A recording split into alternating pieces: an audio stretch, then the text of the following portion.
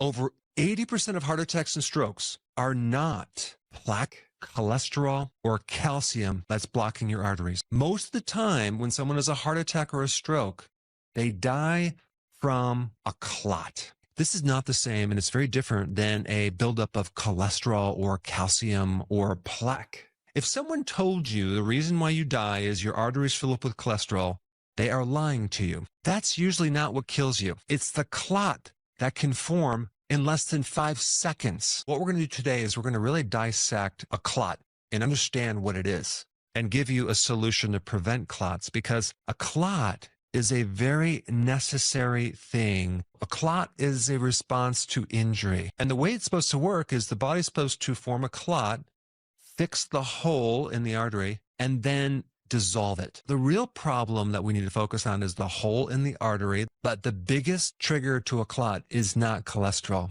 It's not calcium. Number one, and people know this, is the inhalation of smoke from cigarette smoke. And now your arteries are exposed to all these chemicals, and it's going to create inflammation. Also, pollution or being around any type of chemicals in the environment can do that as well. A solution is not to do vaping, okay?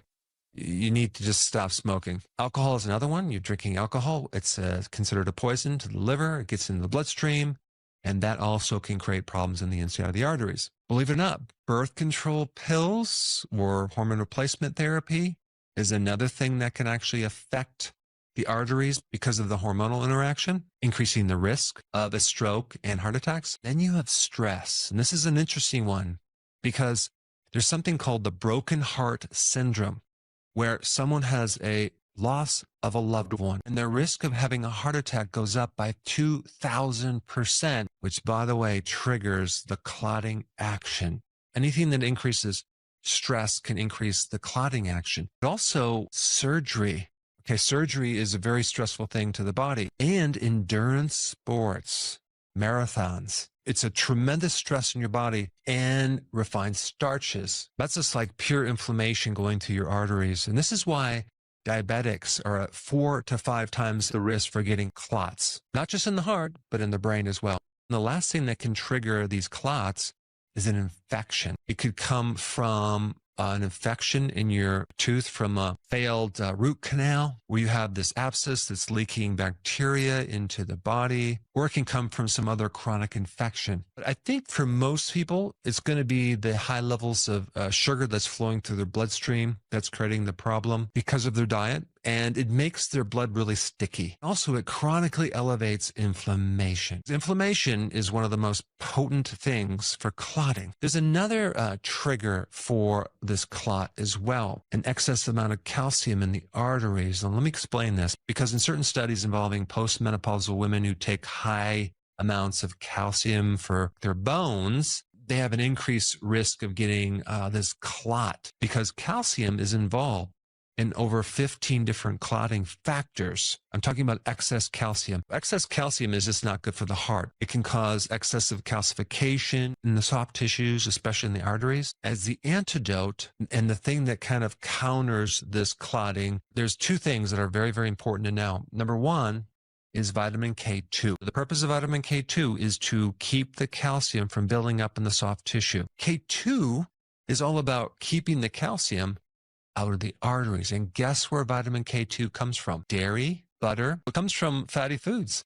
The exact things that they tell you to avoid because of the cholesterol. You should always take vitamin D with vitamin K2 simply because vitamin D is super important as an anti-inflammatory in the inside of the arteries, and it works together with vitamin K2. Magnesium is another very important calcium regulator, and it prevents calcium from going inside the tissues. Magnesium helps prevent arrhythmias, especially atrial fibrillation, which, by the way, causes an arrhythmic problem in the heart that can cause pooling of the blood that can increase your risk of getting a clot. What turns down clotting? The big one is something called nitric oxide. Here are some things that can increase nitric oxide.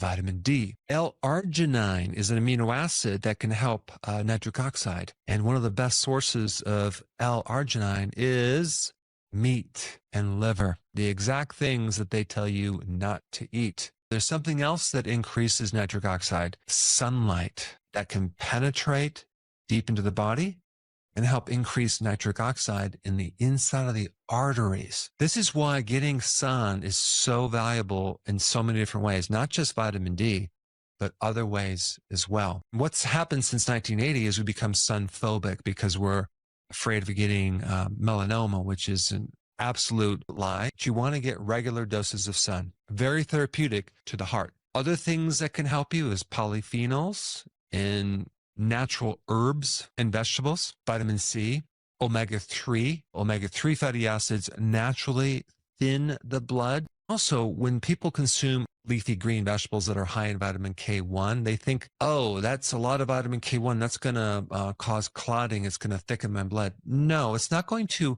create thickening more than normal. It's just going to bring you to a normal level. It's not going to create excessive amount of clotting.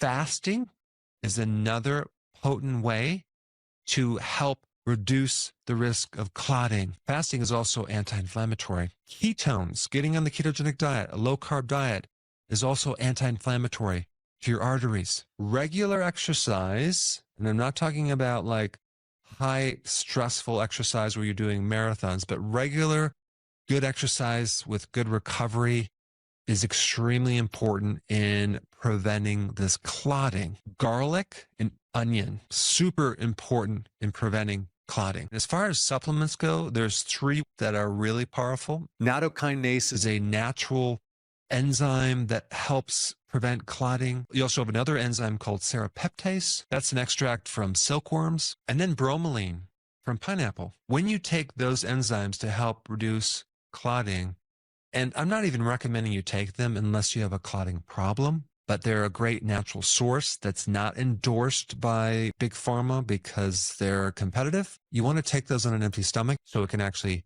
work on the factors in your blood that's maybe too excessive. Now you know the basics of what really is behind most heart attacks and strokes. Follow the advice. I hope you took notes and implement the data that I showed you in this video.